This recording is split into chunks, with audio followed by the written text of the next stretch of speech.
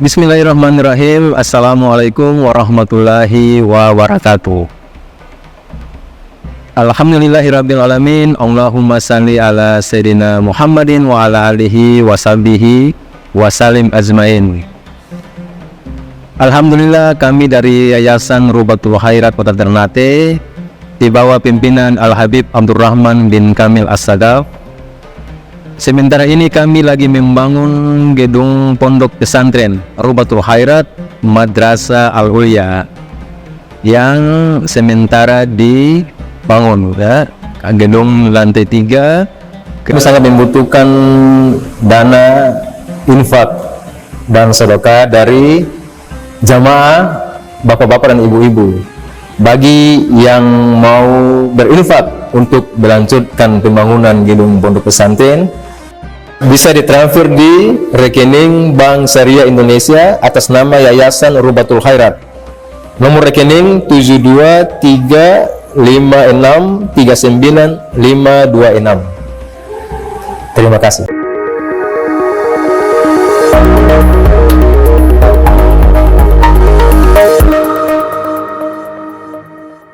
Bahkan Rasul bersabda sallallahu alaihi wasallam, man qala hina yumsi, siapa yang membaca pada waktu sore hari, raditu billahi rabban wa bil islami dina wa bi muhammadin nabiyya, kana haqqa 'ala Allah ta'ala ayyurdiya, maka berhak bagi Allah memberikan ridhonya kepada orang yang membaca doa tersebut. Abu Daqqaq, salah satu ulama besar, namanya Imam Abu Ali Daqqaq, beliau pernah mengatakan, laisa syai'un akbar minar ridho, tidak ada sesuatu apapun yang paling terbesar seperti mendapatkan ridho dari Allah Ta'ala. Ridhonya Allah itu adalah satu anugerah yang paling besar, kata beliau. Laisa syai'un akbar minar ridho. Dibaca di sore hari, raditu billahi rabban wa bil islami dina wa bi Muhammad nabiyya. Artinya, saya ridho kepada Allah sebagai pencipta, saya ridho Islam sebagai agama, dan saya ridho Nabi Muhammad sebagai nabi. Ini 3 ketetapan: ridho kepada Allah, ridho kepada agama Islam, dan ridho kepada Nabi Muhammad sallallahu alaihi wasallam. Makna ridho itu menerima dengan senang hati, menerima dengan senang hati. Di dalam Sahih Muslim, Al-Imam Muslim meriwayatkan satu hadis. Beliau lahir tahun 204 Hijriah, wafat 261 Hijriah. Rasul bersabda sallallahu alaihi wasallam, man dzaqa ta'mal iman, atau dzaqa ta'mal iman, ya teksnya, dzaqa ta'mal iman man radiya billahi rabba wa bil islami dina wa bi Muhammad rasulah. Yang merasakan rasanya iman, dzaqa, berarti keimanan itu punya rasa.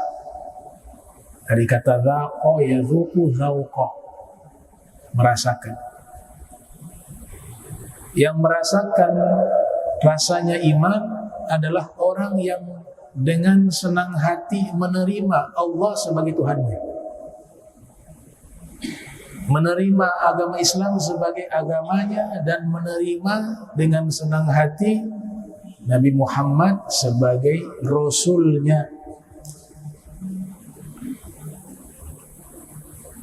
Dulu di Makassar ada satu ulama besar, 300 tahun yang lalu kurang lebih, namanya Syekh Yusuf Al-Makassari. Kil ada pendapat mengatakan beliau sudah sampai dakwah ke Maluku Utara, sampai ke Tidore, ya kill ya, ada yang mengatakan demikian. Ini beliau sudah mencicipi nikmatnya melaksanakan syariat Islam. Beliau sudah mencicipi bagaimana nikmatnya keimanan. Tentu beliau raih bukan dengan tanpa mujahadah. Tentu beliau raih dengan mujahadah, dengan kesungguhan di dalam melaksanakan ajaran agama Islam, dan tentu dengan ketaatan kepada Allah Ta'ala secara total. Sebagaimana yang disinggung di dalam Al-Quran, ya ayyuhalladzina amanu udkhulu fis-silmi kaffah wa la tattabi'u khutuwati syaitan innahu lakum aduwwun mubin. Allah Ta'ala singgung di dalam Al-Quran, wahai orang beriman, masuklah ke dalam agama Islam secara total, jangan tanggung ya. Itu diamalkan oleh Syekh Yusuf Al-Makassari. Kalau antum membaca sejarah beliau, luar biasa. Beliau ini dari ibu punya hubungan keluarga dengan Raja Goa. Raja Goa. Raja Goa yang pertama kali memeluk agama Islam namanya Alauddin. Yang berikan nama waktu beliau lahir, nama dengan Yusuf, itu yang kasih nama Sultan. Sultan Alauddin. Dididik dengan pendidikan agama sejak kecil. Pada waktu itu di wilayah Sulawesi ada seorang sayyid juga sebagai guru agama bernama Sayyid Alwi Bafagi. Di masa anak-anak beliau belajar kepada Sayyid Alwi Bafagi di wilayah Sulawesi. Sampai matang keilmuan beliau, menjadi seorang ulama. Tidak puas sampai di situ, beliau hijrah sampai akhirnya ke Banten. Kenal dengan salah satu pangeran namanya Pangeran Surya, diangkat jadi mufti di Kesultanan Banten. Beliau orang Makassar, Makassari. Syekh Yusuf Al-Makassari.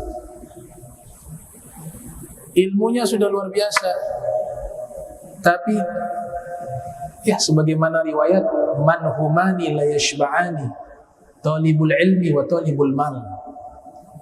Dua golongan manusia yang tidak pernah kenyang selama-lamanya, pencari harta dan penuntut ilmu. Kalau yang satu negatif ya, hidup karena rakus, tidak pernah puas, kata Nabi. Lau kana li ibni Adam wadiyani minadz-dzahab, seandainya anak Adam dikasih 2 lembah emas, pasti dia cari yang 3. Sudah dapat yang 3, pengen lagi yang 4. Hingga akhirnya apa kata Nabi? Hingga perutnya penuh dengan tanah. Artinya sudah masuk sampai di kubur baru selesai. Ini diperbudak oleh apa? Hawa nafsu. Namanya sifat hirsun, tamak. Nah, biasanya orang semacam ini mengabaikan semua perintah agama, menyampingkan kehidupan akhirat, bahkan sampai lupa. Tapi yang kedua ini mulia, yang tidak pernah kenyang, talibul ilm, penuntut ilmu. Makin belajar, sebagaimana Syekh Yusuf Al-Makassari sudah belajar jadi orang alim, bahkan diangkat jadi mufti, masih kurang. Belajar ke luar negeri 20 tahun, nggak tanggung belajar. Belajarnya 20 tahun. Antum bisa bayangkan keadaan mereka di masa itu 300 tahun yang lalu. Perjalanan saja itu perjuangannya luar biasa. Menggunakan kapal berbulan-bulan, nyawa taruhannya. Jadi memang sudah terdidik, sudah diasah beliau. Dan beliau menerapkan ajaran Islam dimanapun beliau berada. Sampai ke Tanah Suci Makkah belajar kepada ulama-ulama besar di sana. Bahkan beliau lanjut lagi ke Suriah, belajar di sana. dan lanjut studinya sampai ke negeri Yaman. Salah satu guru beliau adalah Al-Habib Abdullah bin Alwi Al-Haddad yang menulis Ratibul Haddad, dan beliau diberikan ijazah langsung dari pengarang Ratibul Haddad. Jadi beliau punya 2 orang guru dari kalangan Sadah. Ada Al-Habib Abdullah Al-Haddad, ada Al-Habib Alwi Bafaqih. Nah, ini perlu tahu bahwa Syekh Yusuf Makassari bukan hanya dianggap sebagai pahlawan di Indonesia, tapi juga di Afrika. Setelah beliau selesai belajar, kurang lebih 20 tahun, beliau kembali ke tanah air. Pada waktu itu penjajah Belanda, ada juga Inggris.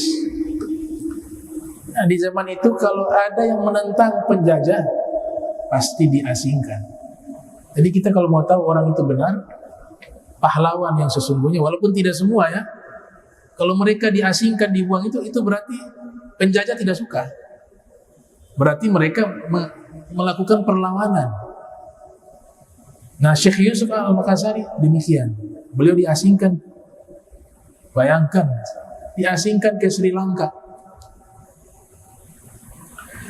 Tapi karena beliau ini adalah sosok figur orang yang sudah merasakan nikmatnya iman, bagi beliau mau di Makassar, mau di Sri Lanka, mau dimanapun sama, buminya Allah, gak ada yang berubah. Diasingkan dengan harapan agar jangan sampai Islam ini menjadi kuat di Nusantara, karena beliau tokoh yang punya pengaruh dan seorang sufi kabir. Khalwatiyah, tariqah beliau, Tajul Khalwati, julukan yang dinisbah ke beliau. Jadi yang punya andil besar memasukkan orang-orang yang dahulunya bukan beragama Islam, mereka memeluk agama Islam, itu banyak dari ulama sufi. Ulama sufi yang punya andil besar. Wali Songo itu ulama sufi. Syekh Yusuf Al-Makassari ulama sufi.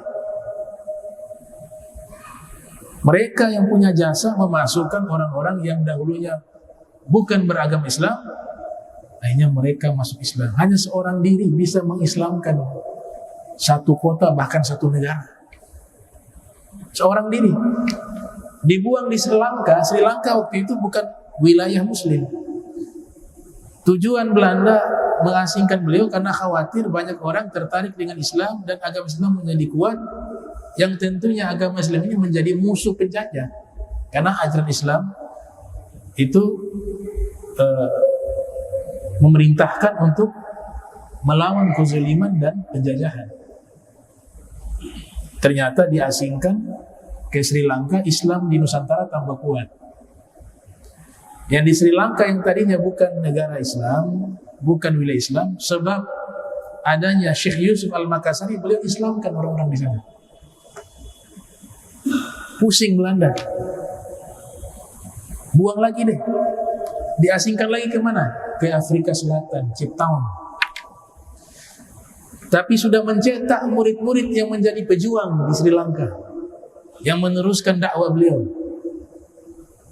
Sampai Sri Lanka sekarang termasuk negara Islam ya, walaupun sekarang ini bukan Islam yang mayoritas, tapi mereka masuk ke samping-sampingnya nanti, masuk ke India, menyebar ke Pakistan dan sekitarnya.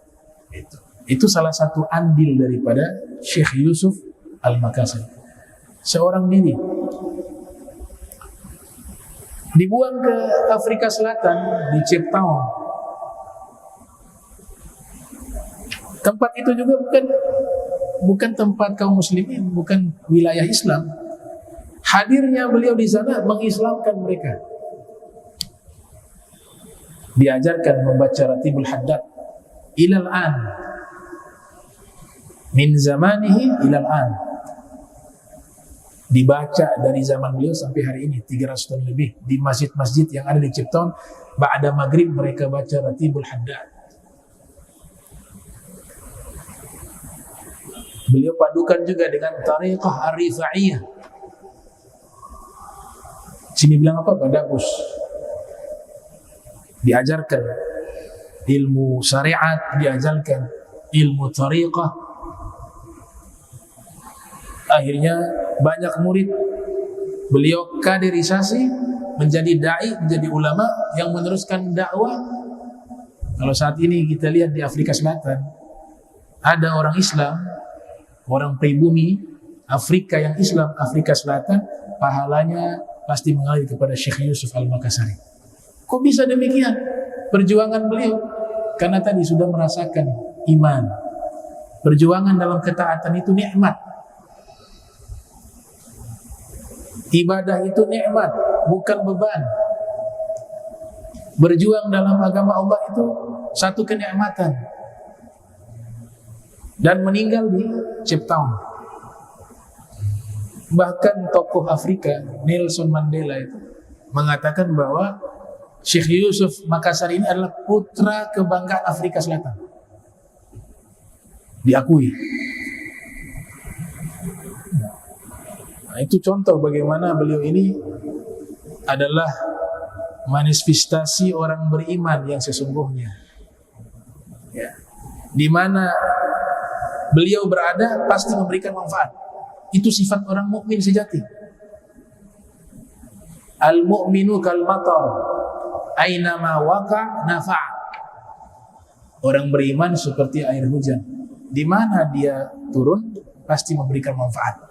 Itu ciri orang mukmin, dan itu sudah ditunjukkan oleh Syekh Yusuf Al-Makassari. Jadi kita berbangga, kita punya ulama-ulama yang punya andil besar menyebarkan Islam bukan hanya di Nusantara, bahkan sampai ke luar negeri, ke Afrika. Dan di masa itu tidak mudah. Jangan dianggap kayak sekarang, enak naik pesawat sampai selesai. Kapal juga kapal mewah. Berbulan-bulan. Belum lagi berpisah dengan keluarga. Gak ada orang yang beliau kenal di sana. Tapi bisa mereka mencintai beliau, memuliakan beliau, karena beliau membawa apa? Membawa nilai-nilai agama Islam. Yang beliau bawa adalah risalah Nabi Muhammad SAW. Di mana tempat pasti akan dicintai. Di mana tempat pasti akan dimuliakan. Itu risalah Nabi kita Muhammad sallallahu alaihi wasallam. Dan beliau sangat, selain mujahadah, sangat taat, beliau juga orang yang sangat tawadhu, bahkan memberi makan. Jadi kalau diadakan pengajian di Afrika ini kan susah makan, negara yang termasuk negara yang susah. Sebelum pengajian ngasih makan dulu, beliau ngasih makan. Bahkan yang belum memeluk agama Islam dipersilahkan untuk makan. Sudah makan kenyang, baru diadakan pembacaan wirid atau pembacaan zikir atau maulid Nabi juga dibacakan oleh beliau. Setelah itu beliau sampaikan nasihat yang tadinya mereka non muslim, karena sudah dapat siraman rohani, ya, sudah dapat makanan jasmani dan rohani, disampaikan nasihat masuk Islam. Sedikit demi sedikit akhirnya seluruh kampung itu Islam oleh seorang Syekh Yusuf Al-Makassari. Jadi kalau memberikan ceramah atau acara, makan dulu. Antum kalau lapar itu, hatta Nabi ngasih nasihat gak masuk. Makanya Nabi Muhammad SAW mengajarkan demikian. At'imu ta'am, kata Nabi. Ngasih makan dulu. At'imu ta'am. Kalau ada settingan acara yang makannya belakangan, yang buat acara harus hitung-hitungan juga. Ini orang datang belum makan, habis acara bubar jam 12, makannya jam 1. Ini antara makan malam atau sahur. Kita harus peka dengan keadaan orang. Ada orang kelaparan. Kalau mungkin sudah jadi tradisi, sudah saling tahu, ya itu gak masalah kan, sudah tahu nih acara. Tapi kan yang hadir juga banyak yang belum tahu. Mungkin dia belum makan. Disesuaikan, ceramahnya juga jangan kepanjangan. Itu yang diajarkan oleh Nabi kita Muhammad SAW. Nabi berikan makan, at'imu ta'am, wafsaus salam. Berikanlah makan, sebarkanlah salam. Gitu. Jadi Syekh Yusuf Al-Makassari metode dakwanya ngasih makan, orang non muslim datang ngasih makan kenyang. Ini sudah kenyang, ngajak orang Islam, orang tersebut gampang. Ngasih kenyang dulu, ngasih uang, masuk Islam dia terima. Tapi kalau lagi lapar terus ajak masuk Islam, dia marah. Lagi lapar dicari makan. Gitu. Nah ini yang sama dilakukan oleh seorang sayyid yang mengislamkan puluhan ribu orang di Afrika di masa kita agak lama, tahun-tahun 70 apa 60-an. Al-Habib Toha Al-Haddad mengislamkan puluhan ribu orang tanpa ceramah. Nah, lebih unik lagi, tanpa ceramah. Ngasih makan, adakan acara maulid. Maulid Simtud Duror dibacakan. Masuk Islam, pindah tempat lagi begitu ngasih makan orang. Acara maulid, masuk Islam, sampai puluhan ribu orang masuk Islam di tangan beliau di Afrika. Nah ini contoh orang yang memang sudah merasakan kenikmatan di dalam berjuang dalam agama Islam. Karena tidak main-main kamu berikan satu petunjuk kepada seorang, kata Nabi lebih baik daripada unta merah. Li'an yahdiyallah bika rajulan wahidan khairun laka min humurin na'am. Kata Nabi sallallahu alaihi wasallam, Rasulullah sallallahu alaihi wasallam bersabda, dengan sebab kau berikan seorang petunjuk, itu lebih baik daripada unta merah. Qala Imam Nawawi, unta merah adalah kendaraan paling mewah di zaman Nabi Muhammad sallallahu alaihi wasallam. Jadi beliau sosialnya bagus, tawadhu. Nah ilmu hujan ini kita harus belajar, ilmu air. Mereka ini jadi orang besar bukan hanya karena mereka punya ilmu dan bukan hanya mereka ahli ibadah. Tapi yang paling penting dari itu, mereka punya hati yang bersih.